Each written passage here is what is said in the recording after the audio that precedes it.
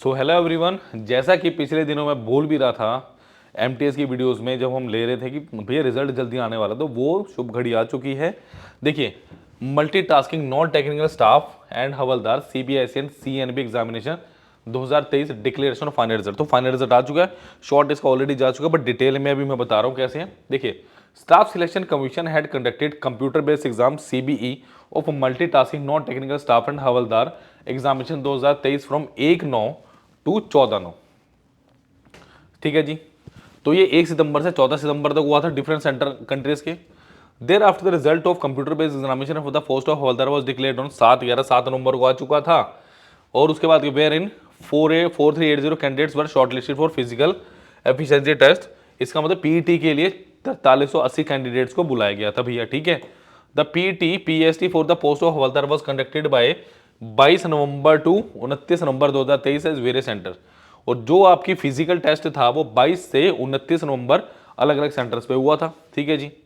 तो इसमें क्या हुआ, as per the data provided by the 3178 candidate appeared in the PET PSC out of 3041 candidate have qualified the test. मतलब 3179 बंदे आए थे, यानी 3179 आए थे और 3041 इसमें क्वालिफाई किया था। क्लियर। उसमें क्या बोला कि एक चीज और बोले, नॉर्मलाइजेशन हुई है। As the computer based examination was conducted in multiple shift, marks scored by candidate have been normalized as the per the formula published by the commission. मतलब जो फॉर्मूला कमीशन लगाते हैं उसके हिसाब से नॉर्मलाइजेशन भी की गई है, ये भी बताया गया। चलो ठीक है। अब देखिए, वैकेंसी दो कैटेगरीज में थी एमटीएस के लिए, 18 से 25 और 18 से 27। Therefore in consonance with para इतना notice examination separated cut off state की, यूटी की and category wise for both the ages group have been fixed. भैया आपको बोला गया कि अलग अलग एज ग्रुप के लिए अलग अलग आपके 18 से 25 और 18 से 27 वाले की अलग अलग आपके पास कट ऑफ आई है यहाँ पे। ठीक है। चलिए नेक्स्ट क्या दिया है, consider candidates have been shortlisted for the final selections only based upon their performance in section 2 of CBE computer based examination section 2 में। ठीक है जी। Candidate have been considered for final selection based upon performance in section 2। ठीक है जी। मतलब section 2 में बंदो आपको पता ही है कैसे क्वालिफाइंग होता है। सेक्शन 2 की परफॉर्मेंस के ऊपर आपको क्या किया गया, शॉर्ट लिस्ट किया गया। और क्या था, अनरिजर्व के लिए 30%, ओबीसी डब्ल्यूएस के लिए 25, अदर के लिए 20%। क्लियर। देखो जी, अब आपको क्या दिया गया, category wise breakup of vacancy of post of MTS हवलदार। अगर 18 से 25 वाले की बात करूँ, ईडब्ल्यूएस की 126, एससी की 111, एसटी की 57, ओबीसी की 300, अनरिजर्व की 592, टोटल क्या थी 1186। इसी तरह से एमटीएस के लिए 206, हवलदार सीबीएसई सीबीएन में थी 396 और ग्रैंड टोटल कितना बैठा 1788। क्लियर। अगर एमटीएस की बात करें, यही मेरे पास जो टोटल वैकेंसीज हैं 1186 हैं। 18 से 25 ग्रुप के 18 से 27 की बात करें 206 और टोटल 1392 वैकेंसीज। क्लियर। अब पोस्ट ऑफ हवलदार के लिए भैया ईडब्ल्यूएस में 38, एससी में 58, एसटी में 41, ओबीसी में 86, unreserved 171।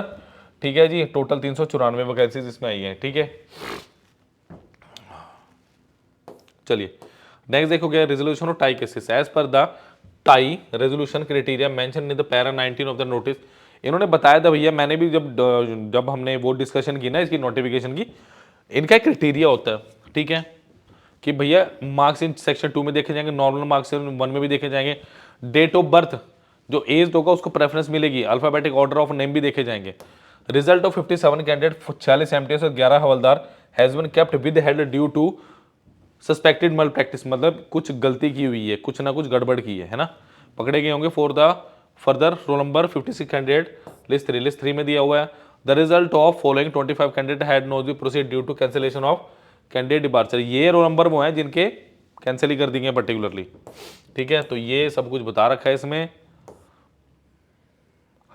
Post declaration of the final result of the examination further process of document verification and appointment formalities will be undertaken by the allocated department to the shortlist candidate.